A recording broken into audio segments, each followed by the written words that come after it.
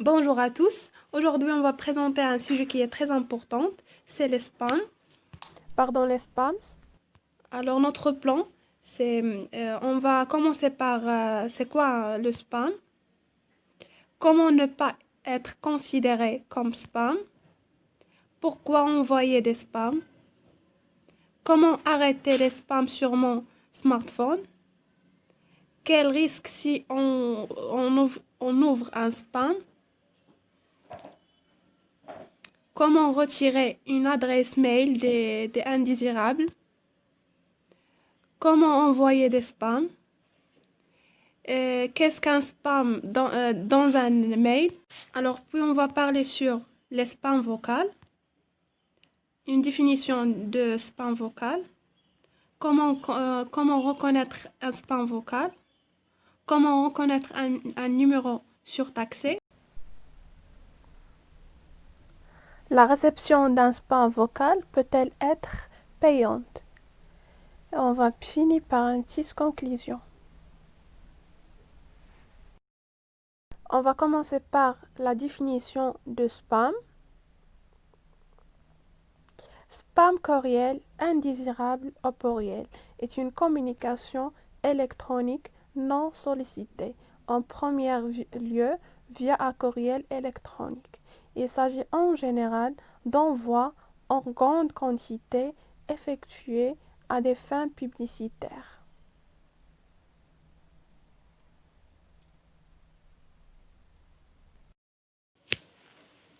Comment éviter que vos emails soient considérés comme spam? Veuillez au ratio texte ou bien image une règle essentielle en emailing que l'on a pourtant parfois tendance à oublier.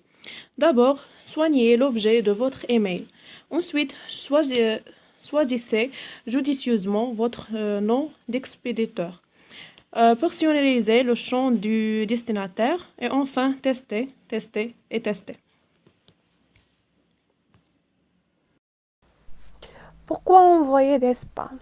Si votre email arrive en spam ou est marqué comme spam, il peut avoir plusieurs raisons. Le contenu de votre email n'est pas bien formaté. Vous utilisez peut-être une image dans votre email. Les images provoquent un score négatif car elles sont difficilement analysables par les systèmes anti-spam.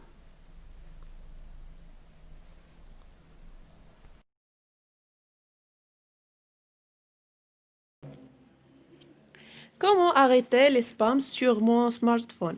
On prend Android comme exemple. Depuis votre smartphone Android, la manipulation est encore plus simple. Premièrement, depuis les spams, faites un appuyez long sur le numéro à bloquer. Deuxièmement, tapotez sur le bouton figurant un panneau d'interdiction en haut à droite. Troisièmement, un pop-up bloqué et signalé comme spam. En plus de vos newsletters préférés et des emails envoyés par vos amis, votre famille, vos collègues ainsi que vos clients, il vous arrive peut-être de recevoir des messages indésirables. Voici quelques astuces pour les garder à distance de votre boîte aux lettres. Astuce numéro 1. Signaler comme spam. Beaucoup de spams sont automatiquement bloqués par Gmail, mais certains messages passent à travers les mailles du filet. Si vous recevez des spams dans votre boîte de réception, signalez-le, car plus vous le faites, plus il est facile pour Gmail de filtrer ces messages ennuyeux à votre place. Vous pouvez aussi le faire rapidement et facilement si vous consultez votre messagerie en déplacement. Astuce numéro 2. Se désinscrire des listes de diffusion ou modifier vos préférences email. Si vous utilisez beaucoup les réseaux sociaux et que vous aimez faire du shopping en ligne, votre boîte de réception peut vite se remplir de messages promotionnels ou émanant des réseaux sociaux. Un lien se désinscrire ou modifier mes préférences email figure en bas de la plupart de ces messages. Vous pouvez donc les désactiver pour ne plus les recevoir par la suite. Astuce numéro 3. Utilisez les filtres pour empêcher certains messages de figurer dans votre boîte de réception. Si par exemple, un de vos proches aime vous transférer des blagues, beaucoup de blagues, et que vous en avez assez de les recevoir, vous pouvez filtrer ces emails pour qu'ils soient transférés dans un autre dossier ou dans la corbeille, avant même qu'ils n'atteignent votre boîte de réception. Astuce numéro 4. Ne pas se laisser tromper par les messages demandant des informations personnelles. Certains spams essaient de vous tromper avec ce que l'on appelle le phishing.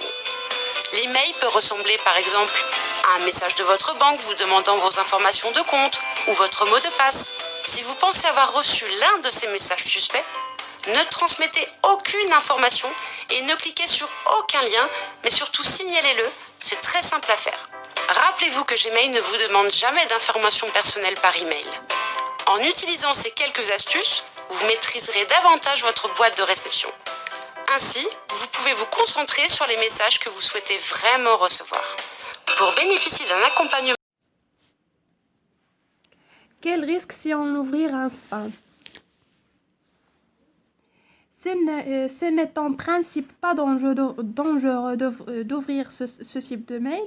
Il n'est pas presque systématiquement nuisible d'y répondre.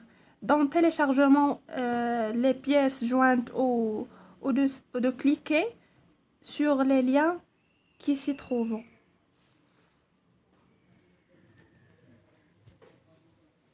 Comment arrêter de recevoir des spams? Supprimez les messages du dossier spam sur votre iPhone ou iPad. Ouvrez l'application Gmail ou bien Gmail.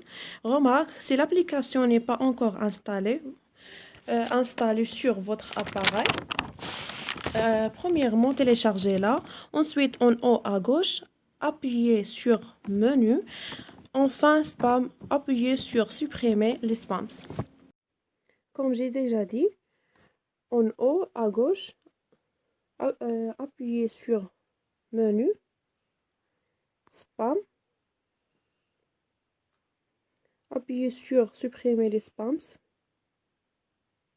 valider, et voilà. Comment envoyer des spams?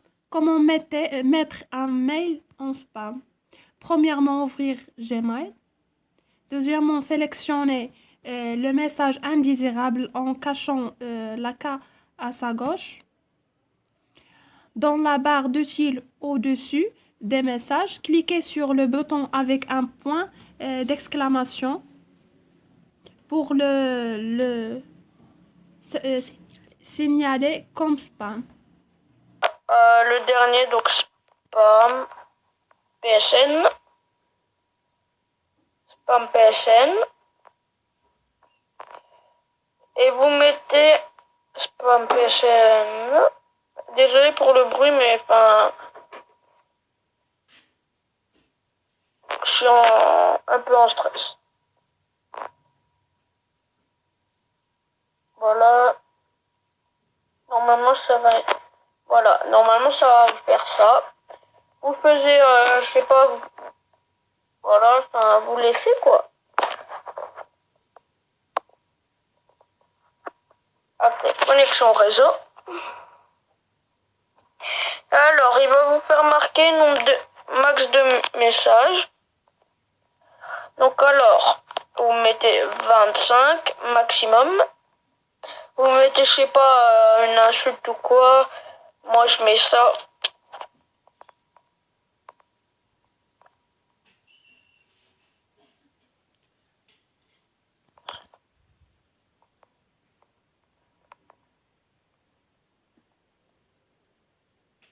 Et what?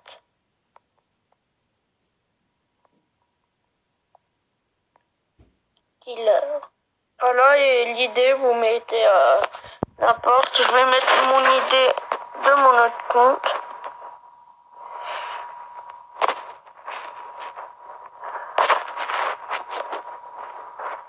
Voilà. Voilà. Si vous avez réussi, vous allez voir le logo. Et vous avez juste à lancer. Et voilà. L'attaque est lancée. Je vous ai ajouté une... Qu'est-ce qu'un spam dans un email? Qu'est-ce qu'un spam? Le guide essentiel de détection et de prévention des spams.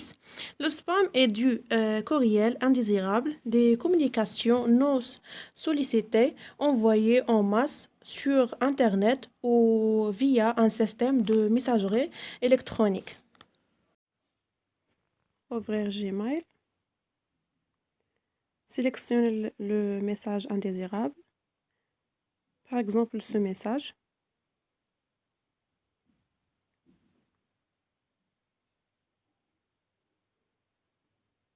Signaler comme spam. Et voilà. Concernant les spams vocales, on va parler de qu'est-ce qu'un spam vocal. Ensuite, comment reconnaître un spam vocal. Comment reconnaître un numéro surtaxé. Et enfin, la réception d'un spam vocal peut-elle être payante?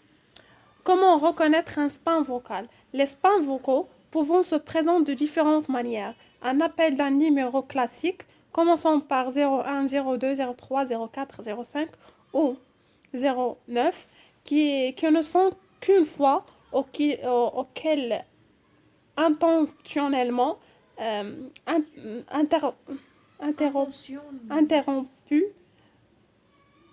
au bout de quelques secondes vous délivre un message vous incitant à rappeler un numéro surtaxé. Un appel d'un numéro classique vous incite à le rappeler, mais quand vous le faites, vous tombez sur un répondeur qui vous invite à rappeler un numéro surtaxé.